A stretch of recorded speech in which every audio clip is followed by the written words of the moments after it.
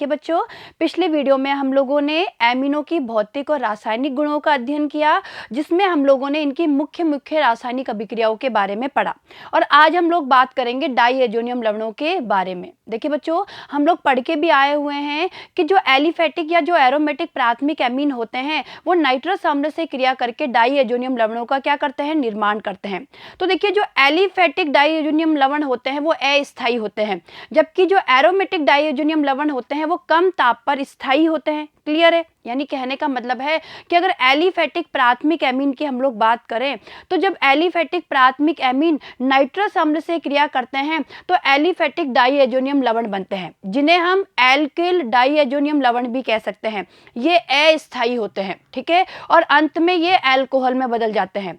जबकि अगर हम एरोमेटिक डाईएजोनियम लवणों की बात करें या हम बेंजीन डाईएजोनियम लवण की बात करें, तो बहुत ही कम ताप पर स्थायी होता है। और देखिए, इसका उपयोग बहुत से अन्य पदार्थों के संश्लेषण में किया जाता है। तो देखिए बच्चों, मुख्य रूप से आज हम लोग पढ़ेंगे बेंजीन डाईएजोनियम लवणों के बारे में। तो देखिए, ध्यान दीजिएगा। देखिए, डाईएजोनियम लवण, देखिए बच्चों ध्यान दीजिएगा, ध्यान से पढ़िएगा। डाईएजोनियम लवणों का सामान्य सूत्र RN2X होता है। तो देखिए बच्चों, इनका सूत्र होता है RN2X, जिसपे N2 पे तो होता है प्लस और X पे होता है माइनस। देखिए बच्चों ध्यान दीजिएगा, इन्हें ऐसे दिखाया जाता है RN2 प्लस X माइनस, यानी इस तरीके से डाईएजोनियम लवणों को प्रदर्शित किया जाता है। ठीक है, आगे देखिए, यहाँ R, देखिए यहाँ R एक एरिल समूह है। तो देखिए बच्चों, जो ये R है, ये R यहाँ पे कोई एरिल समूह है। ठीक है, और एरिल समूह को मैं AR इस तरीके से प्रदर्शित कर सकती हूँ। क्लियर है? यानी मैं इन्हें ऐसे भी लिख सकती हूँ ArN2 प्लस X माइनस। ये हो गए हमारे एरिल डाईएजोनियम लवण। ठीक है, आगे देखिए, यहाँ R एक एरिल समूह है तथा X माइनस, देखिए इस X माइनस की बात कर रही हूँ, तो X माइनस कोई क्लोराइड आयन भी हो सकता है, यानी Cl माइनस हो सकता है,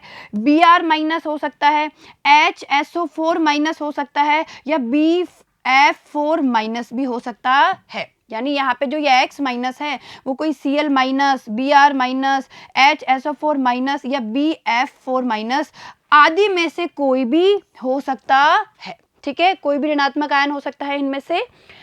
इसका नामकरण करने के लिए जनक हाइड्रोकार्बन के नाम में डाईएजोनियम अनुलग्न लगाने के पश्चात ऋणायन का नाम लिखते हैं। तो देखिए बच्चों, समझने की कोशिश करिए कि भाई अगर हमें डाईएजोनियम लवणों का नाम लिखना है तो सबसे पहले जनक हाइड्रोकार्बन का नाम लिखते हैं। ठीक है, और उसमें डाईएजोनियम अनुलग्न लगाते हैं और उसके पश्चात ऋणायन का नाम लिखा जाता है। तो इस तरीके से इनका क्या किया जाता है, नामकरण।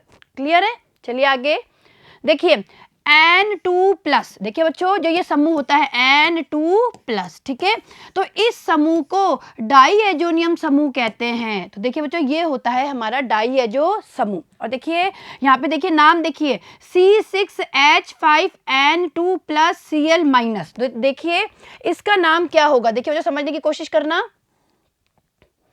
इस डाईएजोनियम लवण का नाम क्या होगा, इसका नाम होगा बेंजीन। भाई ये देखिए यहाँ पे C6H5 है, तो इसका नाम होगा बेंजीन डाईएजोनियम। देखिए बेंजीन और उसमें हमने क्या लगा दिया, डाईएजोनियम, और Cl माइनस है तो क्लोराइड। तो देखिए इसका नाम होगा बेंजीन डाईएजोनियम क्लोराइड।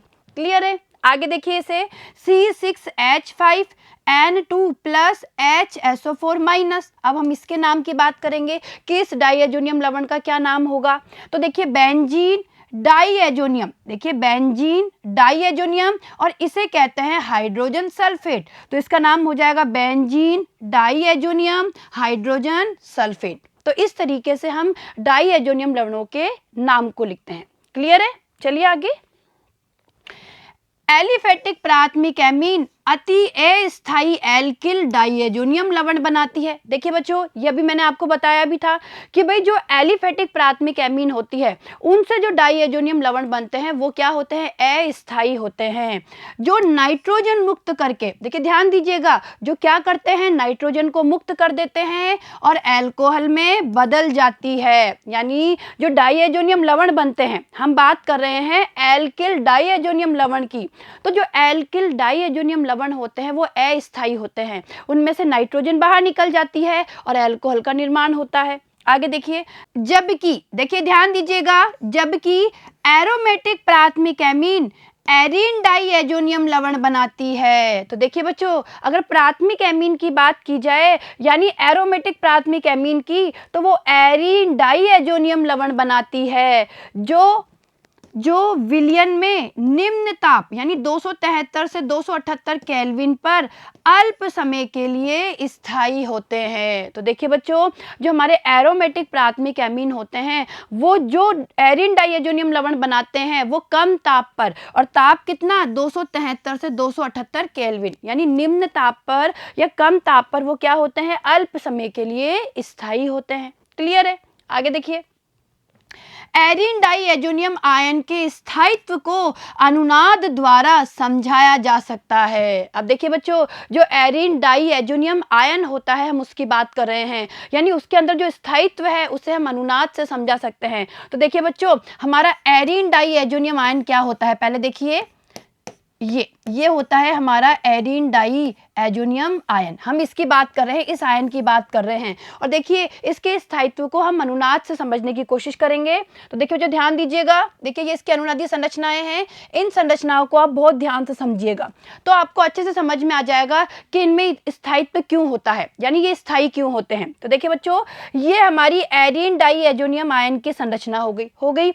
इसमें ये देखिए, ये एजो समूह होता है, नाइट्रोजन और नाइट्रोजन के बीच में यहाँ पे ट्रिपल बॉन्ड होता है, 3 बंध होते हैं। क्लियर है? और इस नाइट्रोजन पे होता है प्लस। अब देखिए इसमें अनुनाद की समझने की कोशिश करिए।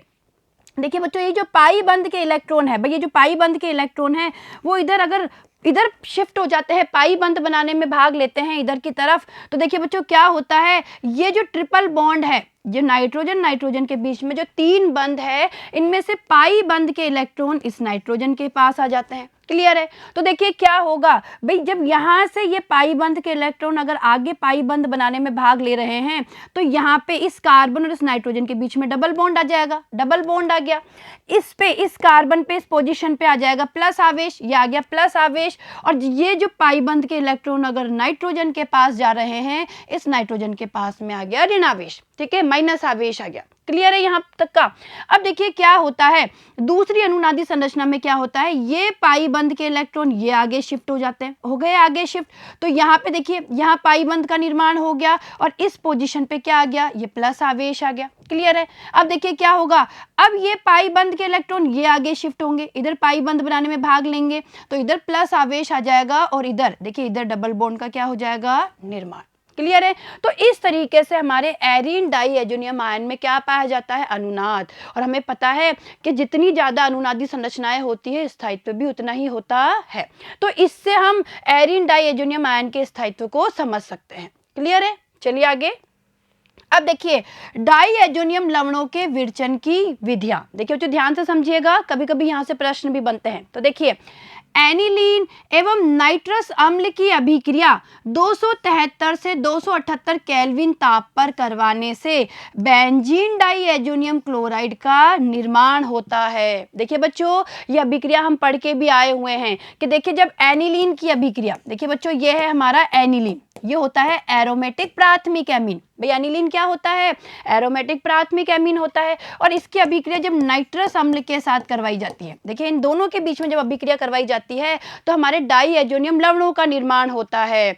और देखिए जो ये नाइट्रस अम्ल है, बच्चों समझने की कोशिश करना कि जो ये नाइट्रस अम्ल है ना, ये अभिक्रिया मिश्रण में ही बनता है। और किस किस की क्रिया से बनता है, ये बनता है सोडियम नाइट्राइट यानी NaNO2 और HCl यानी सोडियम नाइट्राइट और हमारे हाइड्रोक्लोरिक अम्ल, इनकी क्रिया से अभिक्रिया मिश्रण में ही इस नाइट्रस अम्ल का निर्माण होता है। ठीक है, तो देखिए हम पढ़ लेते हैं।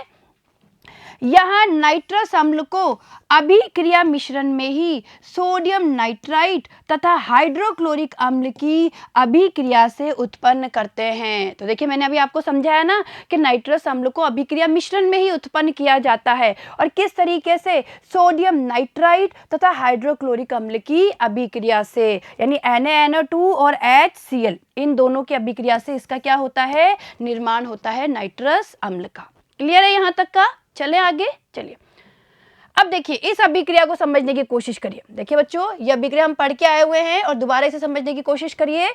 देखिए ये हमारा क्या है, एनिलीन है, इसे बोलते हैं एनिलीन, C6H5NH2।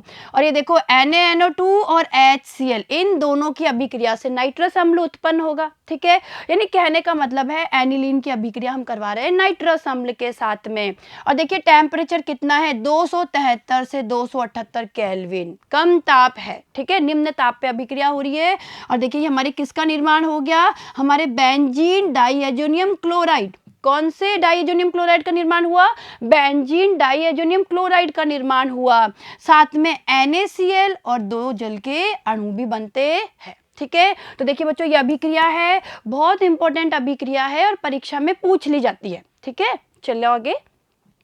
अस्थायी प्रकृति के कारण डाइएजोनियम लवण का भंडारण नहीं करते और बनते ही तुरंत प्रयोग कर लेते हैं। तो देखिए बच्चों यहाँ एक समझने वाली बात है कि जो हमारे बेंजीन डाइएजोनियम जो लवण होते हैं वो अधिक समय के लिए स्थायी नहीं होते हैं, यानी कुछ समय के लिए ही स्थायी होते हैं। और ये जो बेंजीन डाइएजोनियम लवण है ये कम ताप पर स्थायी होते हैं कुछ समय के लिए, यानी कहने का मतलब है कि इनकी अस्थायी प्रकृति होती है। कुल मिलाकर कैसी प्रकृति होती है, अस्थायी प्रकृति। इसी कारण इनका भंडारण नहीं किया जाता, स्टोर नहीं किया जाता है, इन्हें बनते ही प्रयोग में ले लिया जाता है। क्लियर है, चलो आगे।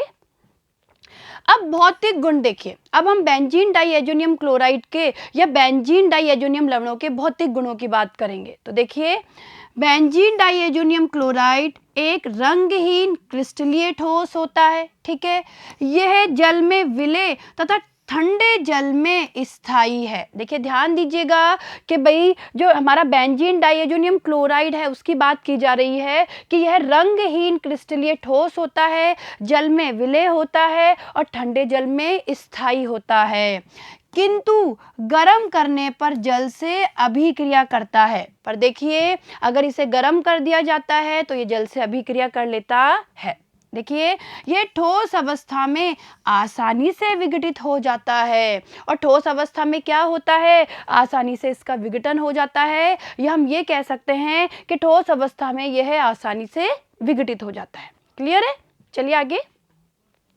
बेंजीन डाइएजोनियम फ्लोरोबोरेट, देखिए अब बात कर रहे हैं बेंजीन डाइएजोनियम फ्लोरोबोरेट की बात कर रहे हैं। यह जल में अविलय, देखिए ये जल में क्या होता है, अविलय तथा कक्ष ताप पर स्थायी होता है।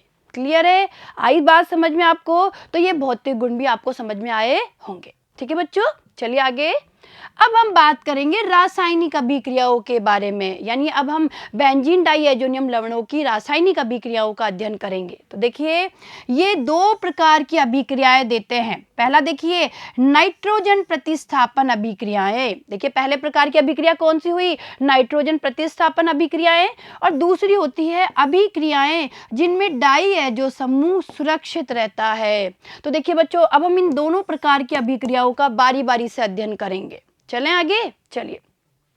अब देखिए इनकी पहली प्रकार की अभिक्रिया देखिए नाइट्रोजन प्रतिस्थापन अभिक्रियाएं। देखिए जो ध्यान दीजिएगा, डाइएजोनियम समूह एक उत्तम अवशिष्ट समूह होता है। यह सरलता से Cl-, Br-, I-, Cn- एवं OH- समूहों द्वारा प्रतिस्थापित हो जाता है। तो देखिए बच्चों ध्यान दीजिएगा कि जो डाइएजोनियम समूह होता है ना वो एक उत्तम अवशिष्ट समूह होता है, और इन समूहों के द्वारा देखिए क्लोराइड आयन के द्वारा, ब्रोमाइड आयन के द्वारा, आयोडाइड आयन, साइनाइड आयन एवं हाइड्रोक्साइड आयन, यानी इन समूहों के द्वारा आसानी से क्या हो जाता है, प्रतिस्थापित हो जाता है। यानी कहने का मतलब है कि डाइएजोनियम समूह एक उत्तम अवशिष्ट समूह होता है। क्लियर है, देखिए आगे। ये समूह एरोमेटिक वलय से नाइट्रोजन मुक्त करते हैं। और देखिए बच्चों ध्यान दीजिएगा कि जो ये समूह होते हैं ना ये एरोमेटिक वलय से नाइट्रोजन मुक्त करते हैं, जो गैस के रूप में अभिक्रिया मिश्रण से बाहर निकल जाती है। और देखिए जो नाइट्रोजन मुक्त होती है ना N2, ये गैस के रूप में बाहर निकलती है। किसके रूप में बाहर निकलती है, गैस के रूप में, और अभिक्रिया मिश्रण से बाहर निकल जाती है। क्लियर है, तो देखिए आगे। तो देखिए इनकी पहली प्रकार की अभिक्रिया देखिए हैलाइड अथवा साइनाइड द्वारा प्रतिस्थापन। देखिए जो समझने की कोशिश कीजिएगा, बेंजीन वलय में Cl- Br- तथा Cn- नाभिक रागियों को कॉपर फर्स्ट की उपस्थिति में, देखिए कॉपर फर्स्ट है यहाँ पे, कॉपर फर्स्ट की उपस्थिति में सरलता से प्रवेश कराया जा सकता है और इसे सैंडमायर अभिक्रिया कहते हैं। तो देखिए जो ध्यान दीजिएगा, बहुत इंपॉर्टेंट अभिक्रिया है ये सैंडमायर अभिक्रिया और पूछी भी जाती है। देखिए इसमें होता क्या है, बेंजीन वलय में कॉपर फर्स्ट की उपस्थिति में क्लोराइड समूह का, ब्रोमाइड समूह का या CN- साइनाइड समूह का क्या करवाया जाता है, प्रवेश। ठीक है, तो देखिए बच्चों इस अभिक्रिया को समझने की कोशिश करिएगा कि किस तरीके से यह अभिक्रिया संपन्न होती है। देखिए परीक्षा में पूछी भी जाती है।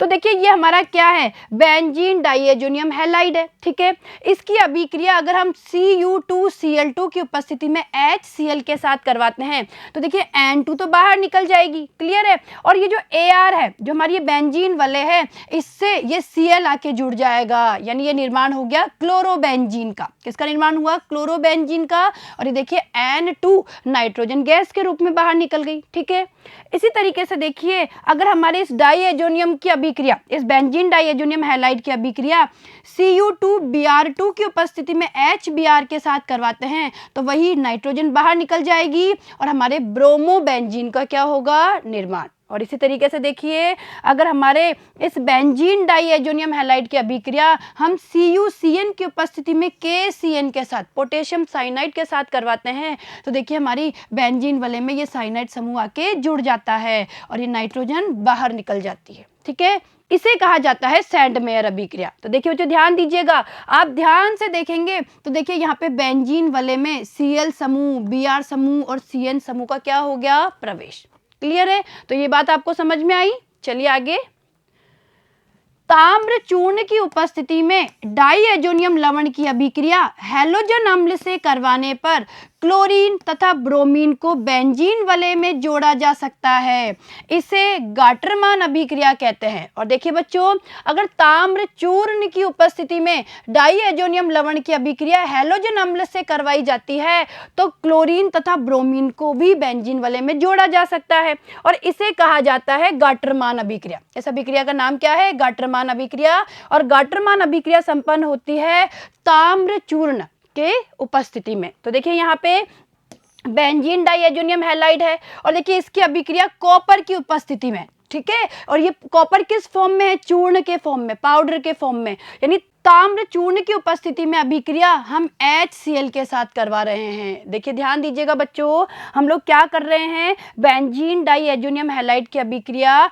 ताम्र चूर्ण की उपस्थिति में HCl के साथ करवा रहे हैं और देखिए हमें ये क्या प्राप्त हो रहा है, क्लोरोबेंजीन, और ये N2 बाहर और ये CuX। ठीक है, इसी तरीके से देखिए ताम्र चूर्ण की उपस्थिति में अगर HBr के साथ अभिक्रिया करवाते हैं तो देखिए हमारे ब्रोमोबेंजीन का निर्माण होता है और ये N2 बाहर निकल जाती है, नाइट्रोजन, और CuX का निर्माण होता है। तो इसे कहा जाता है गाटरमान अभिक्रिया। ठीक है, चलिए आगे, गाटरमान अभिक्रिया की तुलना में सैंडमायर अभिक्रिया की लब्धि अधिक होती है। तो देखिए ध्यान दीजिएगा, अगर हम यहाँ प्रोडक्ट की लब्धि की बात करें तो देखिए गाटरमान अभिक्रिया की तुलना में सैंडमायर अभिक्रिया की लब्धि क्या होती है, अधिक होती है। ठीक है, चलिए आगे, अब देखिए दूसरी अभिक्रिया देखिए, आयोडाइड आयन द्वारा प्रतिस्थापन। तो देखिए बच्चों डाइएजोनियम लवण के विलयन की अभिक्रिया पोटेशियम आयोडाइड के साथ करवाने पर आयोडोबेंजीन बनती है। तो देखिए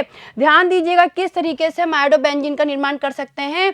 इसके लिए क्या किया जाता है, बेंजीन डाइएजोनियम क्लोराइड की अभिक्रिया, देखिए बेंजीन डाइएजोनियम क्लोराइड है और इसकी अभिक्रिया हम पोटेशियम आयोडाइड के साथ करवा रहे हैं। ठीक है, तो देखिए क्या होगा, ये K और Cl KCl के रूप में बाहर निकल गया, यहाँ से N2 नाइट्रोजन गैस के रूप में बाहर निकल गई और ये आयोडीन इस बेंजीन वाले से आके जुड़ जाएगा और ये हमारा बन गया आयोडोबेंजीन। तो किसका निर्माण हुआ, आयोडोबेंजीन।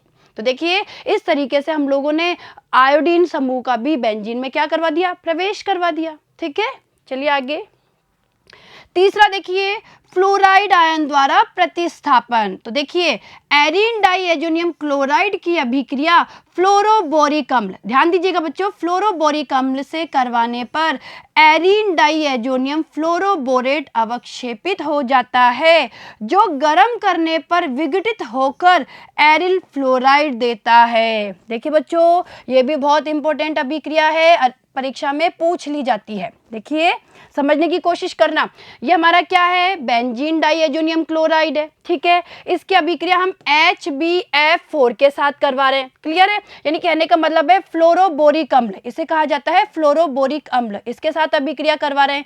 तो सबसे पहले क्या बनेगा, हमारा बनेगा बेंजीन डाइएजोनियम फ्लोरोबोरेट, ये बनता है बेंजीन डाइएजोनियम फ्लोरोबोरेट। ये अवक्षेपित होता है, जिसे गर्म करने पर, जब इसे गर्म करेंगे तो देखिए क्या होगा, यहाँ से तो BF3 बाहर निकल जाएगा, ठीक है, ये N2 बाहर निकल जाएगी और एक फ्लोरीन इस बेंजीन वाले से जुड़कर फ्लोरोबेंजीन का क्या करती है, निर्माण, ठीक है। तो आपको ये अभिक्रिया समझ में आई। चले आगे, चलिए अब चौथा देखिए, हाइड्रोजन द्वारा प्रतिस्थापन। देखिए बच्चों, हाइपोफास्फोरस अम्ल यानी फॉस्फेनिक अम्ल अथवा एथेनॉल जैसे दुर्बल अपचयन कर्मक डाइएजोनियम लवणों को एरिनो में अपचयित कर देते हैं। देखिए ध्यान दीजिएगा भाई, हमारे बेंजीन डाइएजोनियम लवणों की अभिक्रिया अगर हाइपोफास्फोरस अम्ल के साथ में अथवा एथेनॉल के साथ करवाया जाता है तो क्या होता है, एरीन में उनका अपचयन हो जाता है। तो देखिए और देखिए ये स्वयं क्रमशः फास्फोरस अम्ल अथवा एथेनॉल में ऑक्सीकृत हो जाते हैं। तो देखिए बच्चों, ये भी बहुत अच्छी अभिक्रिया है। देखिए तो देखिए यहाँ पे देखिए, हम हमारे बेंजीन डाइएजोनियम क्लोराइड, जो बेंजीन डाइएजोनियम क्लोराइड है उसकी अभिक्रिया करवा रहे हैं हाइपोफास्फोरस अम्ल के साथ में, H3PO2 के साथ करवा रहे हैं जल की उपस्थिति में, ठीक है। तो देखिए क्या हुआ, ये क्या बन गया, हमारा बेंजीन का निर्माण हो गया, ये N2 बन गई, ये फास्फोरस अम्ल और HCl बना, ठीक है। तो आपने क्या देखा कि यहाँ पे बेंजीन डाइएजोनियम क्लोराइड किस में बदल गया, हमारे बेंजीन में। इसी तरीके से देखिए यहाँ पे देखिए बेंजीन डाइएजोनियम क्लोराइड की अभिक्रिया अगर हम एथेनॉल के साथ करवाते हैं, देखिए एथेनॉल के साथ अभिक्रिया करवाते हैं, वही बेंजीन का निर्माण होगा, N2 बाहर निकल जाएगी और जो हमारा एथेनॉल है वो एथेनॉल में बदल जाएगा। तो देखा आपने भाई, इन दोनों अभिक्रियाओं में ही क्या हो रहा है, बेंजीन का निर्माण हो रहा है और हाइपोफास्फोरस अम्ल तो बदल रहा है फास्फोरस अम्ल में और हमारा एथेनॉल बदल रहा है एथेनॉल में, ठीक है। यानी इनका क्या हो रहा है, दोनों का ही ऑक्सीकरण हो रहा है, ठीक है। चलें आगे, चलिए अब पांचवा देखिए, हाइड्रोक्सिल समूह द्वारा प्रतिस्थापन। तो देखिए बच्चों ध्यान दीजिएगा, डाइएजोनियम लवण के विलयन का ताप 283 केल्विन तक बढ़ाने पर लवण जल अपघटित हो जाता है तथा फिनोल बनाता है। तो देखिए बच्चों ध्यान दीजिएगा, यहाँ पे देखिए ये हमारा क्या है, बेंजीन डाइएजोनियम क्लोराइड है, बेंजीन डाइएजोनियम क्लोराइड है और जब हम इसके विलयन का ताप बढ़ा देते हैं, ठीक है, और ताप कितना 283 केल्विन कर देते हैं तो इसका जल अपघटन हो जाता है, ठीक है, जल की उपस्थिति में अपघटन हो जाता है और ये क्या बन गया, फिनोल, ठीक है। यानी जल ऐसे टूटता है ना H+ और OH-। देखिए समझने की कोशिश करिए, तो देखिए क्या होगा, ये H+ और Cl, ये तो HCl के रूप में बाहर निकल जाएगा, ठीक है। यहाँ से N2 नाइट्रोजन, N2 बाहर निकल गई और ये OH समूह इस बेंजीन वाले से आके जुड़ के हमारे फिनोल का क्या कर देगा, निर्माण, ठीक है। तो ये अभिक्रिया समझ में आई आपको। चलिए आगे, छठा देखिए, NO2 समूह द्वारा प्रतिस्थापन। तो देखिए डाइएजोनियम फ्लोरोबोरेट को कॉपर की उपस्थिति में सोडियम नाइट्राइट के जलीय विलयन में गर्म करने पर डाइएजोनियम समूह NO2 समूह द्वारा प्रतिस्थापित हो जाता है। तो देखिए बच्चों, NO2 समूह का अगर हमें प्रतिस्थापन करना है तो सबसे पहले हमें डाइएजोनियम फ्लोरोबोरेट बनाना पड़ेगा और जो डाइएजोनियम फ्लोरोबोरेट होता है उसकी अभिक्रिया कॉपर की उपस्थिति में सोडियम नाइट्राइट के जलीय विलयन के साथ करवाई जाती है और तब बेंजीन वाले में NO2 समूह आ जाता है। तो देखिए इस अभिक्रिया को भी आप लोग समझने की कोशिश कीजिएगा। देखिए बच्चों ध्यान दीजिएगा, देखिए ये हमारा क्या है, बेंजीन डाइएजोनियम क्लोराइड है। देखिए बच्चों ध्यान दीजिएगा, ये हमारा बेंजीन डाइएजोनियम क्लोराइड है, ठीक है। सबसे पहले इसकी अभिक्रिया करवाएंगे फ्लोरोबोरिक अम्ल के साथ में। फ्लोरोबोरिक अम्ल के साथ में हमने क्या करवाई, इसकी अभिक्रिया करवाई और देखिए अभिक्रिया करवाने पे हमें ये प्राप्त हुआ, ठीक है। हमें क्या प्राप्त हुआ, बेंजीन डाइएजोनियम फ्लोरोबोरेट प्राप्त हुआ और देखिए जब इसकी अभिक्रिया हमने कॉपर की उपस्थिति में सोडियम नाइट्राइट के साथ करवाई, यानी इसे कॉपर की उपस्थिति में सोडियम नाइट्राइट के साथ गर्म किया तो देखिए बेंजीन वाले में नाइट्रो समूह आ गया, यानी नाइट्रोबेंजीन का क्या हो गया, निर्माण। और देखिए ये N2 बाहर निकल गई और ये NaBF4 का भी निर्माण हुआ। तो देखा आप लोगों ने किस तरीके से हम लोगों ने बेंजीन वाले में NO2 समूह को इंसर्ट कर दिया। ठीक है बच्चों, चलिए आगे। अब दूसरे प्रकार की अभिक्रियाएं देखिए जिनमें डाईएजो समूह सुरक्षित रहता है। तो देखिए बच्चों ध्यान दीजिएगा, हमने डाईएजोनियम लवणों की पहली प्रकार की अभिक्रिया पढ़ ली है जिनमें क्या होता है, नाइट्रोजन का प्रतिस्थापन होता है और जो नाइट्रोजन बाहर निकलती है वो N2 यानी नाइट्रोजन गैस के रूप में बाहर निकलती है। अब हम ऐसी अभिक्रियाओं के बारे में पढ़ेंगे जिनमें डाईएजो समूह क्या रहता है, सुरक्षित रहता है। और देखिए बच्चों ध्यान दीजिएगा, इन अभिक्रियाओं को युग्मन अभिक्रिया भी कहा जाता है। तो देखिए डाईएजोनियम लवण युग्मन अभिक्रिया देते हैं। इससे प्राप्त एजो उत्पादों में दोनों एरोमेटिक वलयों एवं इन्हें जोड़ने वाले एन डबल बोन एन आबंध यानी जो आबंध है के बीच से युग्मन होता है। ये यौगिक प्राय रंगीन होते हैं। देखिए तो ध्यान दीजिएगा भाई, ऐसे बनने वाले जो यौगिक होते हैं, ठीक है, वो कैसे होते हैं, रंगीन, यानी युग्मन अभिक्रिया से जो हमें उत्पाद प्राप्त होंगे वो रंगीन होते हैं तथा रंजकों की तरह उपयोग में लिए जाते हैं। तो देखिए आगे, बेंजीन डाईएजोनियम क्लोराइड फिनोल से क्रिया करके पैरा हाइड्रोक्सी एजोबेंजीन बनाता है। तो देखिए बच्चों अभिक्रिया को समझने की कोशिश करिएगा कि किस तरीके से बेंजीन डाईएजोनियम क्लोराइड, देखिए किस तरीके से ये बेंजीन डाईएजोनियम क्लोराइड फिनोल के साथ में अभिक्रिया करता है। और देखिए बच्चों अभिक्रिया होती है क्षार की उपस्थिति में। और देखिए यहाँ पे क्या होगा, जो Cl- है ये अलग हो जाएगा, ये H और OH- जल बना लेगा। और देखिए इस तरीके से ये पूरा समूह, देखिए ये जो पूरा समूह है बेंजीन डाईएजोनियम जो आयन है, देखिए जो बेंजीन डाईएजोनियम आयन है वो पूरा का पूरा इस तरीके से फिनोल से जुड़ जाएगा। और देखिए हमारे पैरा हाइड्रोक्सी एजोबेंजीन, ठीक है, जो नारंगी रंजक होता है, नारंगी कलर का रंजक होता है, उसका निर्माण होता है। तो देखिए इस तरीके से अगर आप देखेंगे तो देखिए इनके बीच में एन डबल बॉन्ड एन यानी इस बंध का क्या होता है, निर्माण। ठीक है, और देखिए यहाँ इसे कहा जाता है युग्मन अभिक्रिया। और ये जो बनने वाला उत्पाद है पैरा हाइड्रोक्सी एजोबेंजीन। ठीक है, चलें आगे, चलिए अब देखिए बेंजीन डाईएजोनियम क्लोराइड एनिलीन से अभिक्रिया कर पैरा अमीनो एजोबेंजीन बनाता है। तो देखिए बच्चों ये बेंजीन डाईएजोनियम क्लोराइड है और अब इसकी अभिक्रिया हम एनिलीन के साथ करवा रहे हैं अम्ल की उपस्थिति में, वही युग्मन अभिक्रिया होगी। और देखिए पैरा अमीनो एजोबेंजीन जो पीला रंजक होता है उसका क्या होता है, निर्माण। तो आपने देखा क्या हो रहा है, यहाँ पे एक युग्मन अभिक्रिया हो रही है, एक प्रकार की युग्मन अभिक्रिया यहाँ पे संपन्न हो रही है। ठीक है, चले आगे, चलिए अब देखिए बच्चों, अब हम लोग पढ़ेंगे एरोमेटिक यौगिकों के संश्लेषण में डाईएजो लवणों का क्या महत्व है। तो देखिए ध्यान दीजिएगा, डाईएजोनियम लवण बेंजीन वलय में FCl Br I CnOH NO2 यानी इन समूहों के प्रवेश के लिए उत्तम माध्यम है। देखिए बच्चों ये हम पढ़ के भी आए हुए हैं कि जो डाईएजोनियम लवण होते हैं ना, उनके द्वारा बेंजीन वलय में इन समूहों को आसानी से प्रवेश करवाया जा सकता है। ठीक है, आगे देखिए, एरिल फ्लोराइड एवं आयोडाइड को